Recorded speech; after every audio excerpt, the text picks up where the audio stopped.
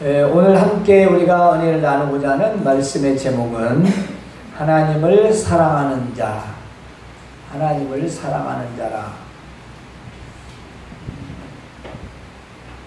우리는 아담과 하와의 범죄로 이미 지옥의 형벌을 받아야 할 사람들이었습니다. 그런데 하나님께서 우리를 사랑하셔서 우리가 지은 죄를 대신해서 죽으실 바로 하나님의 아들이신 예수님을 이 땅에 보내주셨습니다. 그리고 그 죄를 위해 십자가에서 죽게 하셨습니다. 이 십자가에서 죽으신 예수님을 하나님의 아들이시오 나의 구원자로 믿는 자마다 하나님의 자녀가 되는 그런 권세를 주셨습니다. 그리고 영생을 선물로 주셨지요. 따라서 하나님께서 우리를 먼저 사랑하신다는 것을 이미 십자가에서 나타내 보이셨던 것입니다. 그러므로 우리가 하나님을 사랑한다는 것은 하나님의 자녀로서 너무도 마땅한 본분인 것입니다. 그리고 우리가 하나님을 사랑하는 것은 자연스러운 것이고 또한 당연한 일입니다. 그런데 이건 또한 거룩한 명령이기도 합니다. 이건 거부할 수 없는 명령인 것입니다. 누가복음 10장 27절에서 예수님은 이렇게 말씀하시지요. 네 마음을 다하고 내 목숨을 다하여 힘을 다하고 뜻을 다하여 주 너희 하나님을 사랑하라. 이렇게 말씀하셨습니다. 사랑하라 라는 말은 명령어죠. 그걸 우리가 선택할 수 있는 것이 아닙니다. 우리가 거부할 수 있는 것이 아닙니다. 그냥 우리는 사랑해야 됩니다. 그래서 하나님을 사랑하는 것은 우리 주님 예수님의 명령이라는 것입니다. 우리를 구원해 주신 그분의 명령이지요. 따라서 오늘은 우리가 하나님을 사랑하는 자로서 어떻게 우리가 삶을 사는가, 바로 이 말씀을 함께 나누고자 합니다. 먼저 하나님을 사랑하는 자는 형제를 사랑합니다. 하나님을 사랑한다는 것을 우리가 어떻게 할 수 있을까요? 우리가 하나님을 사랑합니다. 이렇게 고백은 할 수 있습니다. 노래도 할 수 있죠. 표현할 수 있어요. 그런데 아주 중요한 것이 있습니다. 하나님을 사랑한다는 것을 눈으로 확인할 수가 있어야 됩니다. 아주 가장 확실한 증거는 바로 형제를 사랑하는 것입니다. 내가 형제를 사랑한다는 것은 내가 하나님을 사랑합니다 라는 것을 반증하는 겁니다. 바로 증거로 보여주는 것이죠. 하나님을 사랑하는 증거가 무엇이냐? 우리의 형제들을 사랑하는 것입니다. 때문에 누구든지 하나님을 사랑한다고 하면서 형제를 미워하면 그는 거짓말한 자라. 예, 그렇습니다. 바로 4장 20절에 나와 있어요. 그 5장 이전에 바로. 따라서 눈에 보이는 형제를 사랑하지 못하는 자가 보이지 않는 하나님을 사랑한다는 것은 있을 수가 없다는 것입니다. 그렇지 않을까요? 여러분, 우리가 누군가를 좋아하거나 사랑할 때 어떤 모습이 나타나죠? 그 사람은 여러 사람 앞에서도 숨길 수가 없습니다. 그래서 감기와 사랑은 숨길 수가 없다. 드러난다는 겁니다. 우리가 하나님을 사랑한다라는 말은 형제를 사랑한다라는 걸로 증명이 된다는 것이죠. 물론 세상 사람들 말하는 형제 우애를 잘하는 것이 하나님을 사랑한다, 그렇게 생각하시면 아닙니다. 그렇게는 하는 것이 아니죠. 우리가 하나님을 사랑한다라고 할 때, 예수님을 믿는다라고 할 때 그것을 증거로 내놓을 수 있는 것은 우리의 이웃과 나의 형제들, 즉 우리 믿는 자들을 사랑하게 된다는 것입니다. 심지어는 원수까지도 사랑할 수 있다는 것입니다.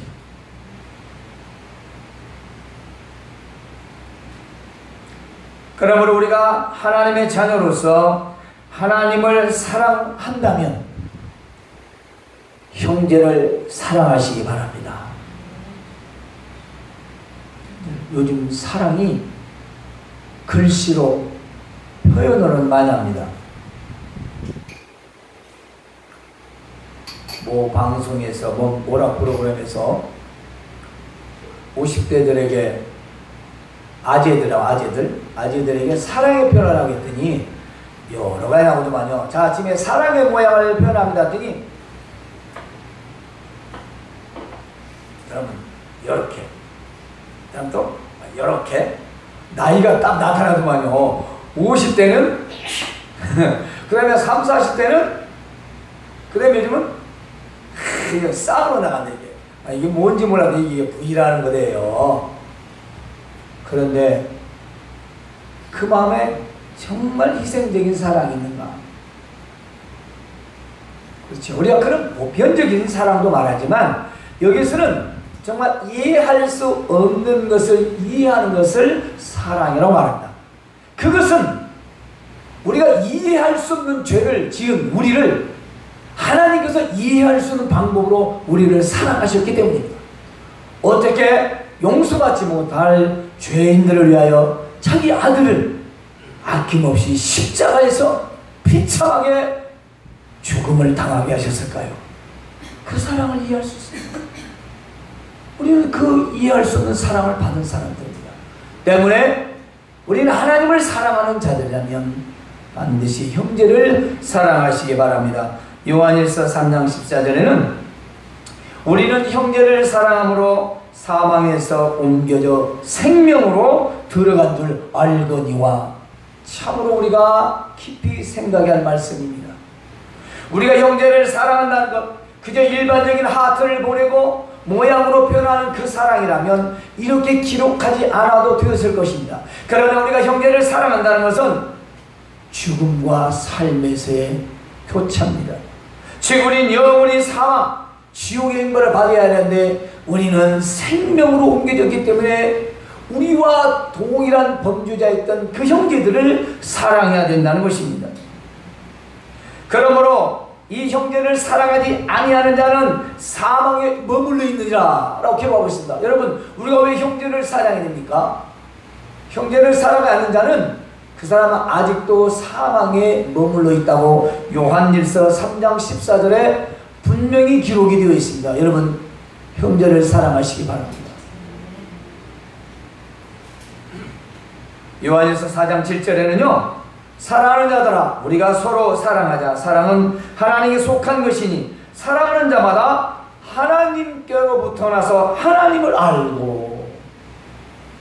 이 말은 우리가 전에 세상에서 하던 이런 이성적 사랑이나 형제 우애나 부모님의 사랑이나 이런 사랑하고 비교할 수 없는 아가페 사랑, 하나님의 사랑을 받은 자는 그 사람은 하나님께로부터 다시 태어난 사람이라는 것입니다.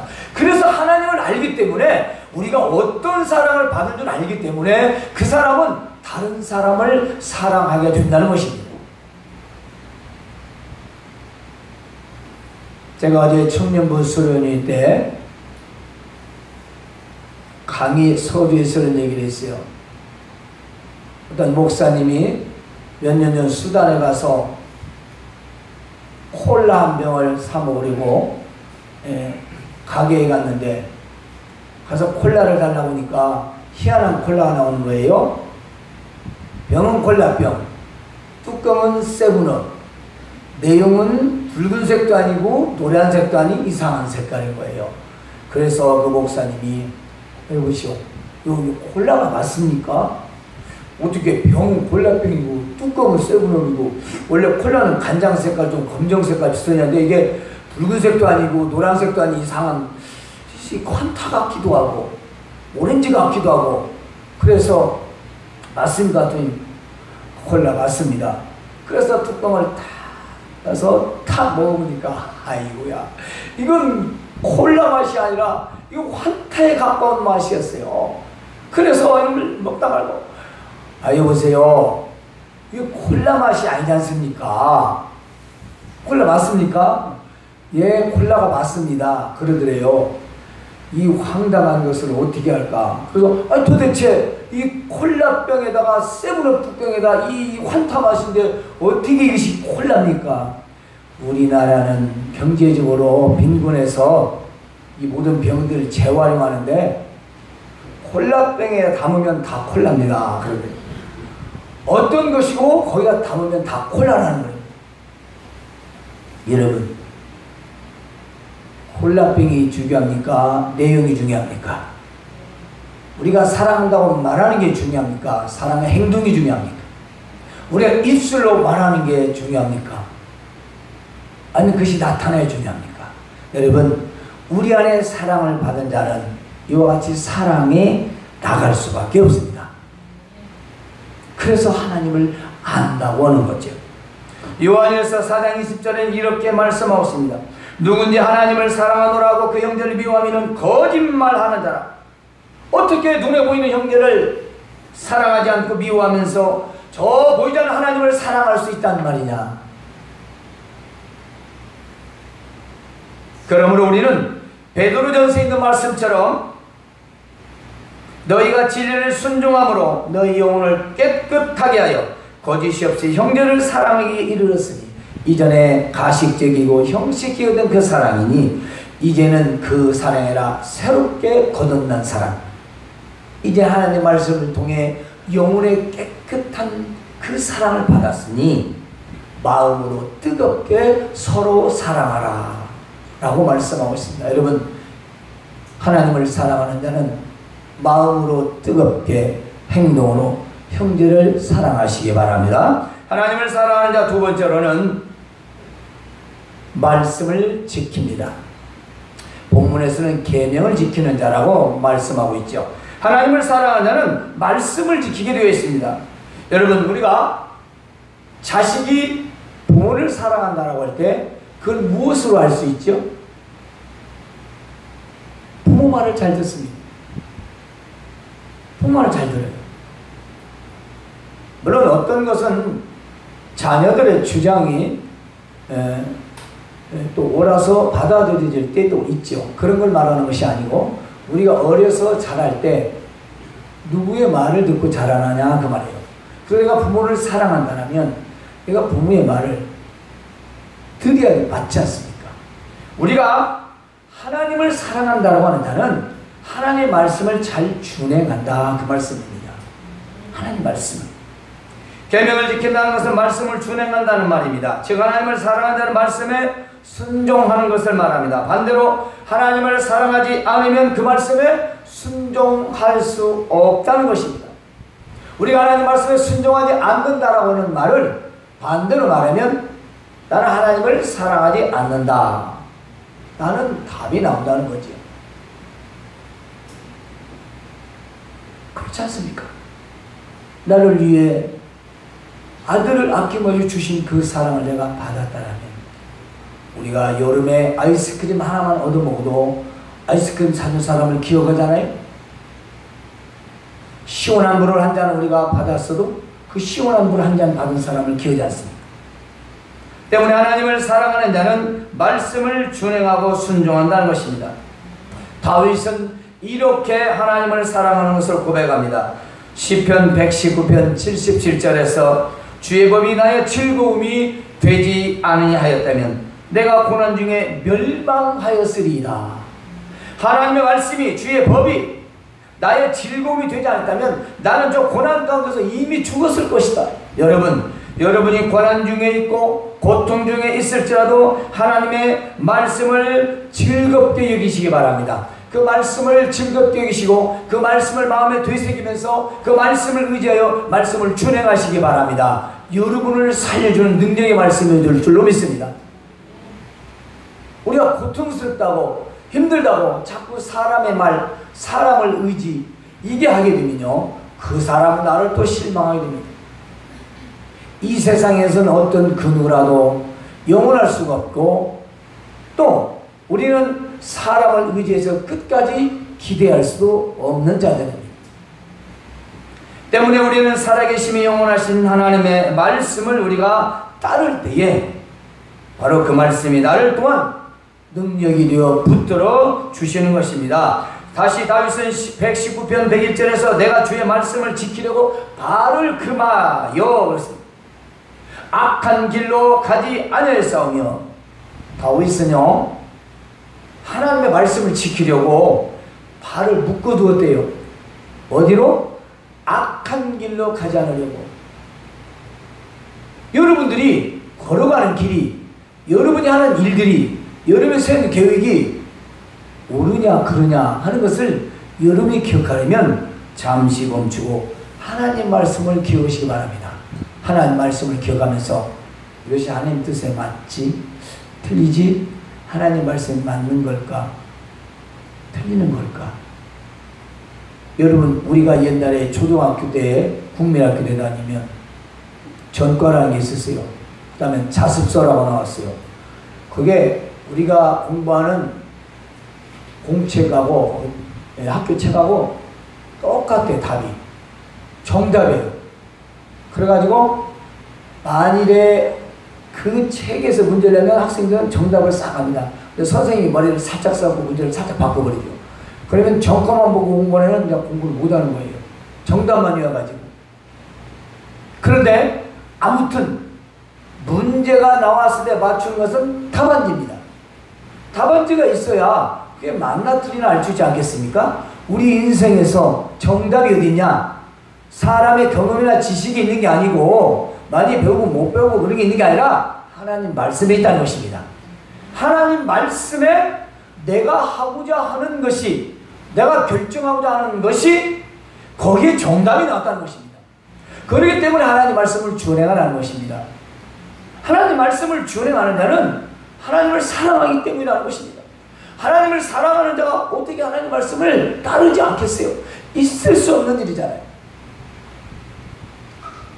예수님은 또 이렇게 말씀하십니다. 수고하고 무거운 짐진 자들아 다 내게로 오라. 내가 너희를 쉬게 하리라. 나는 마음이 온유하고 겸손하니 나의 멍에를 메고 내게 배우라. 그리하면 너희 마음이 쉼을 얻으리니 내 멍에는 쉽고 내 짐은 가벼움이라. 아멘. 이렇게 말씀하셨습니다. 여러분, 우리가 하나님의 말씀을 준행한다는 것은 어떤 짐을 지는 것과 같다는 것입니다. 구약에 있는 율법은 정말 우리에게 무거운 짐이 되었습니다. 왜냐하면 다 지킬 수가 없었어요. 아무리 지키고 지켜도 이걸 해결할 방법이 없는 거예요. 죄의 문제도 해결이 안 되는 거예요. 그래서 피해 제사를 아무리 드려도 우리의 죄가 사해지지 않았고요, 영원히 없어지지 않았습니다. 그래서 단방적으로 일시적으로 살아있는 동안 계속해서 짐승이 우리를 대신해서 죽어갔던 것입니다. 그러나 예수님이 이 땅에 오셔서 이후로는 예수님의 이 땅에서 모든 율법을 완성하심으로 이 세상에서 모든 법들을 선하게 다 이루셨습니다. 그리고 마지막에는 인간의 죄의 문제인 우리의 죄까지도 십자가에서 해결하셨기 때문입니다. 그러므로 예수님을 믿으면 이전에 있던 율법의 짐이나 우리 인생에서 무거운 짐들이 다 내려지고 가벼워지는 것입니다. 이 멍에는 아프지 않습니다. 이 짐은 무겁지 않습니다. 여러분이 짐을 먼저 생각하기 때문에 무겁다는 생각을 한 것입니다. 여러분이 오늘 주일을 예배를 한다 할 때도 아이고 주일날 내가 가야 돼. 정말 피곤해. 아유 쉬었으면 좋겠어. 그건 무엇을 생각하죠? 자기 짐을 생각하는 거죠. 그러면 예수님을 생각합시다. 주일날 왜 교회를 가야지? 왜 가는 거예요? 내가 피곤한데 왜 가는 겁니까? 힘든데 왜 가는 거예요? 하나님께 예배하러 가는 거 아니겠습니까? 그럼 하나님께 왜 예배하러 가는 거예요? 내가 하나님의 자녀가 되었으니까. 어떻게 하나님의 자녀가 되었습니까? 예수님이 우리를 위해서 죽으셨기 때문에 우리는 그 사실을 믿음으로 우리는 하나님의 자녀가 된 거 아니겠습니까? 한마디로 구원의 감사, 구원의 은혜를 가지고 우리가 예배하러 나오는 거 아니겠습니까? 그런데 거기에 또 뭐 다른 이유가 있어야 돼요? 교회를 가야 하는데 뭔 이유가 있어야 돼요? 여러분 다른 이유를 가지고 오십니까? 교회가 번듯하고 사랑의 교회처럼 저 에덴동산 저 안에가 실내 정원이 있고 어마어마한 건물의 시스템에 아이 휘황찬란한 조명에 그리고 세계 어디에 내놓아도 정말 부족하면 성가대의 찬양, 그런 겁니까? 목사님의 유창한 설교, 그렇습니까? 그게 예배자의 마음입니까? 아니잖아요. 우리는 그저 하나님께 감사해서 예배를 하고, 오늘 하나님 주시는 말씀을 사람이 전하지만 하나님 말씀으로 받아 우리는 그 감사를 잊지 않고 은혜를 잊지 않고 또한 또한 기쁨으로 살기 위해서 예배하는 줄로 믿습니다. 그러므로 우리 하나님을 사랑한다면 하나님의 말씀을 준행하시기 바랍니다. 하나님의 말씀을 따라야 돼요. 예수님을 믿는 자는 결코 짐을 짐으로 여기지 않습니다. 우리가 사랑하면, 아마 사랑해본 사람은 다 알 거예요. 사랑하는 사람은 몸이 아파도 힘들어도 그 사랑하는 사람만 사랑이 됩니다. 그리고 만날 것을 기뻐하고, 그리고 어디서 생겨나는 오늘 그런 힘이 생겨납니다. 이 사랑의 힘이라는 건 굉장합니다. 인간적인 사랑도 죽음을 견디게 합니다.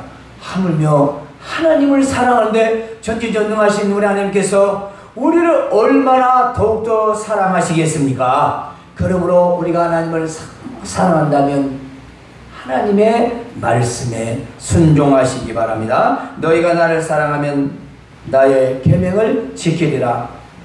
요한복음 14장 21절에는요 이렇게 기록되어 있습니다.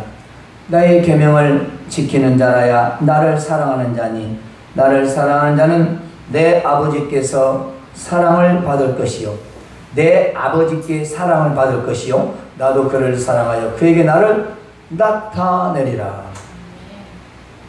신명기 5장 10절에는 이런 어마어마한 말씀이 있습니다.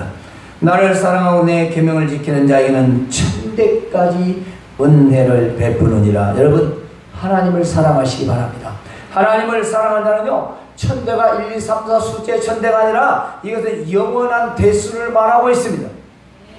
단순히 1대1의 3대가 아니라 우리가 구약적으로 말한다 할지라도 저주는 3, 4대지만 하나님을 사랑하는 천대까지 은혜를 베푸시는 놀라운 사랑을 해주십니다. 그럼 우리가 사랑을 한다는 것은 마땅한 일입니다.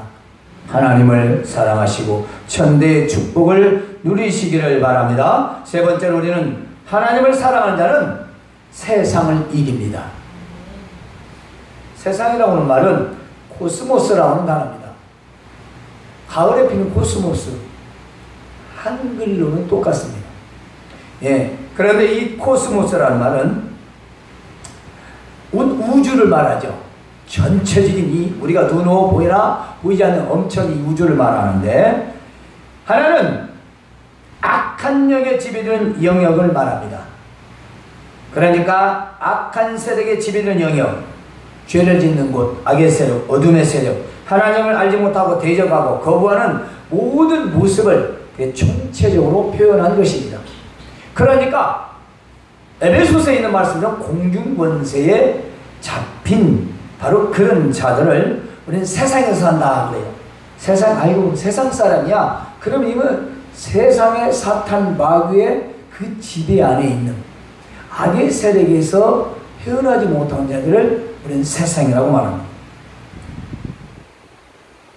즉 하나님의 반대편에 서서 세상을 향한 인간의 욕망을 추구하는 그런 부정적인 의미에서 인간성도, 그렇죠? 아이고 세상 사람이야. 그런 부정적인 의미에서 인간성도 포함이 되고요. 두 번째로는 사람들이 살아가는 이 세상 모든 것을 우리는 세상이라고 말합니다. 그러므로 먼저 세상을 이긴다는 것은 세상을 정복하고 승리한 걸 말합니다. 여러분, 우리가 하나님을 사랑한다고 고백하십니까? 세상에 지지 말고 세상을 이기시기 바랍니다. 세상을 이기고 정복한다는 말이 무슨 말씀일까요? 그것은 세상의 지배를 당하지 아니하고 자유하며 사는 것을 말합니다. 세상의 지배당하는 걸 뭐라죠? 세상 것이 나를 유혹할 때, 그것이 나를 부를 때 내가 그걸 견디지 못하고 그걸 따라가는 걸 말합니다. 세상의 명예에, 물질에, 권세에, 세상의 유행에, 세상의 먹고 마시는 의식주에, 세상의 쾌락과 향락에, 그것에 내가 지배당하며 사는 것을 말합니다. 그건 세상이 지은 것입니다. 그걸 따르고 그것에 계속 구속이 되어서 견뎌내지 못하고 그게 끌려가면 그건 지는 거예요. 하지만 그거에 지배당하지 않냐고 그거를 이기고 나며 자유하며 사는 것은 세상을 이기며 사는 것입니다. 우리가 뭐 세상에서 누리하죠. 자, 영화도 볼 수 있죠. 뭐 오락도 할 수 있겠죠. 뭐 즐길 수 있습니다. 하지만 그거에 매여서 우리의 믿음이 손상된다면, 훼손이 된다면 그것은 세상을 이기는 것은 아닙니다. 그러므로 세상에 헛된 모든 재산, 헛된 부, 헛된 이획, 헛된 즐거움에 우리는 지배당하지 말아야 합니다. 이것이 바로 세상을 이기는 것입니다. 우리가 열심히 수고하고 얻고 말씀 안에서, 은혜 안에서 우리가 얻어진 재산들, 이익들, 수익들, 즐거움 우리가 다 누릴 수 있습니다. 여러분, 지배당하지 말고 누리시길 바랍니다. 세상 것은 우리가 누리는 거지 그것에 끌려다니는 게 아닙니다. 아무리 돈이 좋아도, 아무리 쾌락이 좋아도, 아무리 좋아도 그럼 우리가 하나님을 사랑하는 사랑과 우리 믿는 바 믿음과 바꾸어서는 아니 됩니다. 그건 세상에 패배하는 겁니다. 하지만 세상을 이길 수 있습니다. 그 이길 수 있는 당연한 이유는 뭐냐? 하나님과의 원수관계에 놓인 모든 대적들과 사단의 세력을 정복하셨다는 것입니다. 예수님이 40일 금식하고 성령에 끌려 마귀에 시험당했을 때, 그때 예수님은 이미 우리가 겪게 할 시험들을 다 통과하시고 이기셨습니다. 40일 굶주린 예수님에게 돌들로 떡되게 만들라고 했지만 사람은 떡으로만 사는 것이 아니요 하나님의 입으로 나오는 모든 말씀으로 말미암아 산다고 하시며 이겼습니다. 성전 꼭대기 세워놓고 뛰어내리라.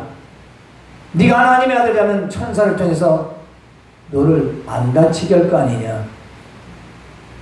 그러나 주 너희 하나님을 시험치 말라고 하시며 이깁니다. 마지막에 가장 높은 산에 올라가 세상 모든 영광을 보여주며 내게 절하라고 합니다.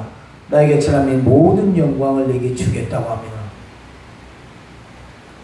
다 예수님 것이고 하나님 아들 것인데 뭔 저한테 절합니까? 사탄아 물러가라.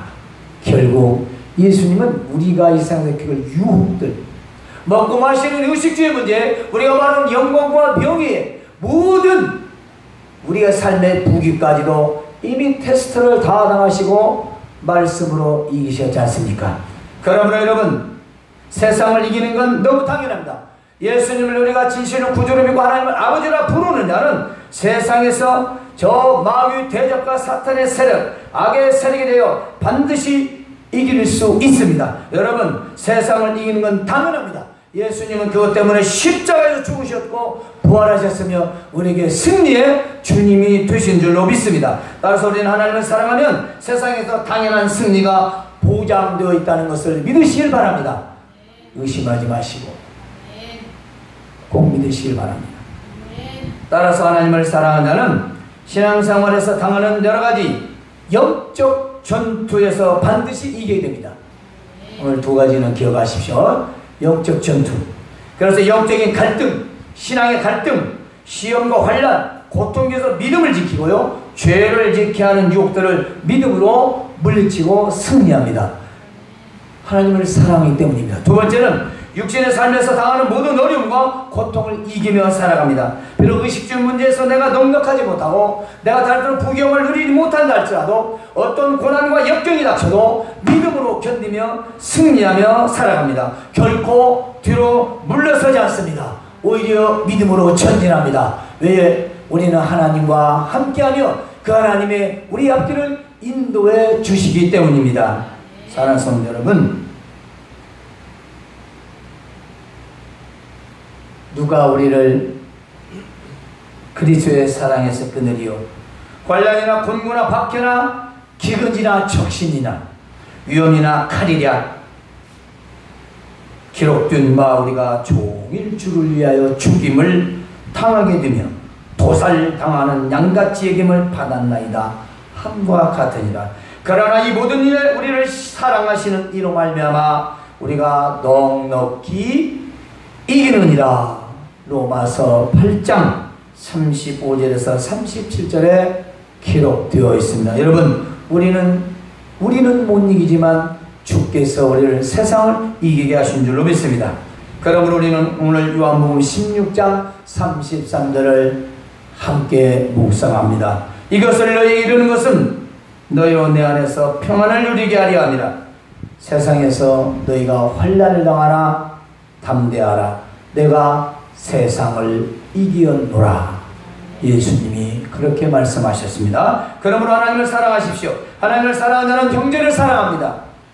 말씀을 준행합니다. 그리고 세상을 믿음으로 이기며 살아갑니다. 이런 성도들 되시기를 주님의 이름으로 축원합니다. 하나님 우리 아버지